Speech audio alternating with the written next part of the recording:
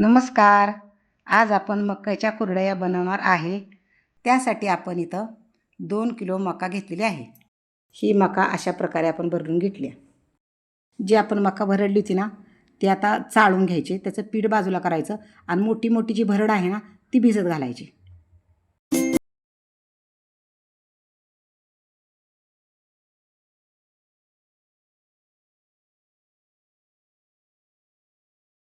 आपण चाळून जी भरड घेतली होती ना, ती आता भिजत 2 दिवसासाठी घालायची.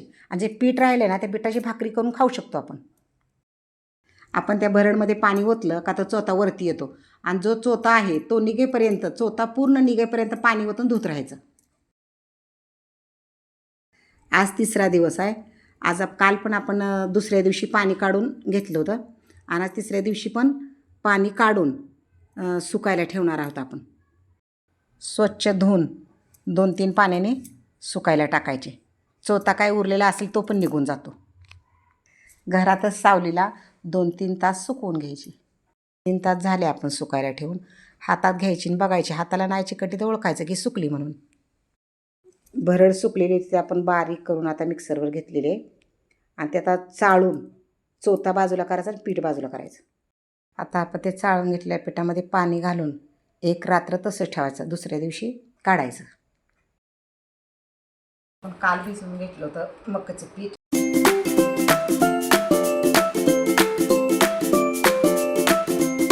पीठ भिजायला घातलेलं ते अशा प्रकारे दिसायला लागले बघा. आता याची आपण कुरडया बनवणार. खूप छान लागतात. तेलसुद्धा कमी घेतं.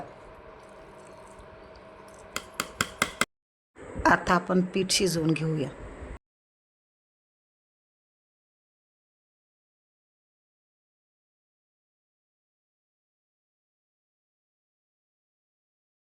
जेवढा चिक होता तेवढंच आपण पाणी घेतलंय. थोडं जास्त घातलंय ग्लासभर, कारण ते एक्स्ट्राचं काढून ठेवायचं आपण साईडला.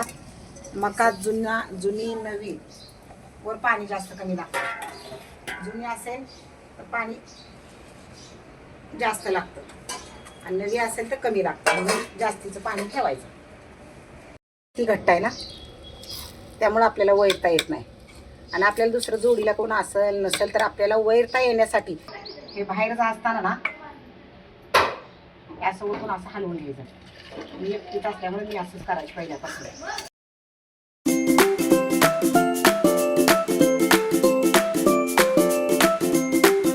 पापड खार 1.5 चमचा आणि पोहे खाण्याचा चमचा, हे 3 चमचे मीठ खडे घेतलेले आहे. तर आपण हे टाकून घेतो.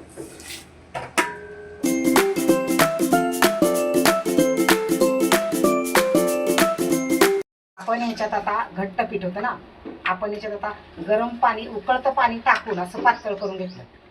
एकट्याला सुद्धा वैरता आलं पाहिजे पीठ. घट्ट असल्यामुळे असं ओतताना घट्ट घट्ट गाठी होतात ना, म्हणून आपल्याला एकट्याला सुद्धा वैरता आलं पाहिजे. आता मी एकटीच कशी वैरते बघा.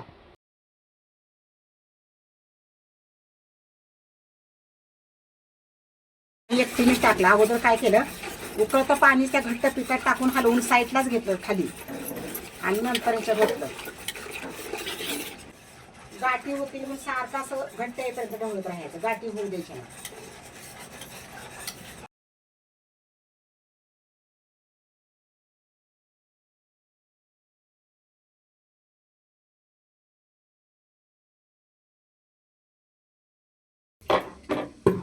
एकदा असं सगळं हलवून घ्यायचं. आपल्याला मदतीला कोण नसतं म्हणून आपण ही ट्रिक वापरायची.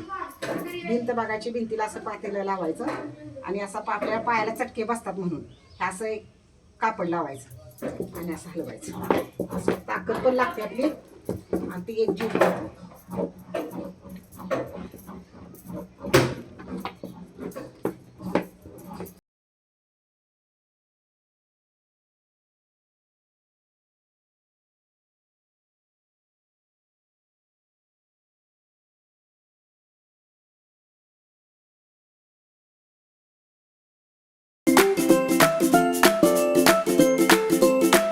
पातेल्याला असं वाफ न जाऊ नये म्हणून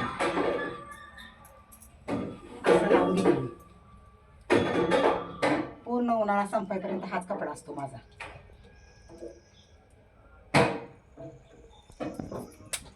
वाफ जाऊ नये म्हणून. आणि आता आपण बाकीची तयारी करून घ्यायची. आराव आता असंच एक 10 मिनटं ठेवायचं. झालं मग पीठ आरावर ठेवायचं, जाळ घालायचा नाही, आहे असं आराव ठेवायचं. आता आपली 10 मिनटं झाली.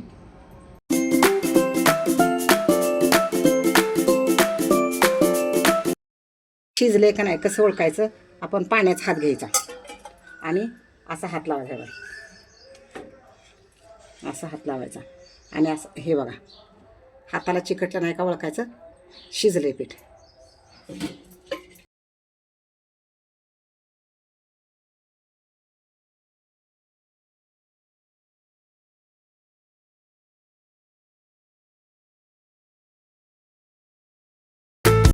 आपण खाली कपडा टाकून घेतला आहे सफेद.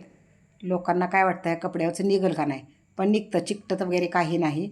चीक चांगला शिजला का निघतं. आणि प्लास्टिक का नाही टाकलं तर शरीरासाठी हानिकारक असतं. आपलं पीठ गरम आणि शिवाय झालं तर ते खाली प्लास्टिक, त्यामुळं प्लास्टिकचं आणि त्या गरम पिठाचं रिॲक्शन होतं म्हणून टाकलं नाही.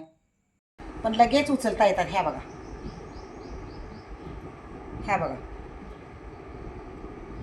आपल्याला वाटतं कपड्यावर चिटकल, पण असं नाही.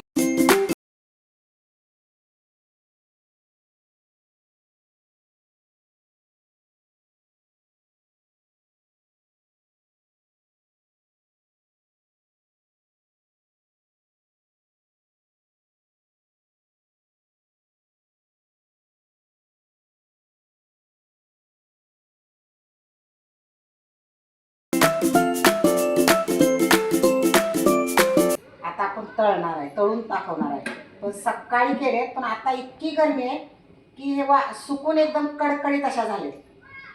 हात सुद्धा लागलेत नाही, एवढ्या सुकून कडकडीत झाले.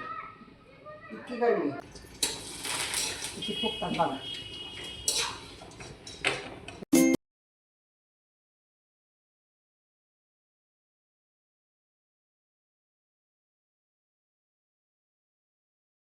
वेलाला वेल ला सुट्टे सुट्टे झाले आणि कशा खुसखुशी झाले.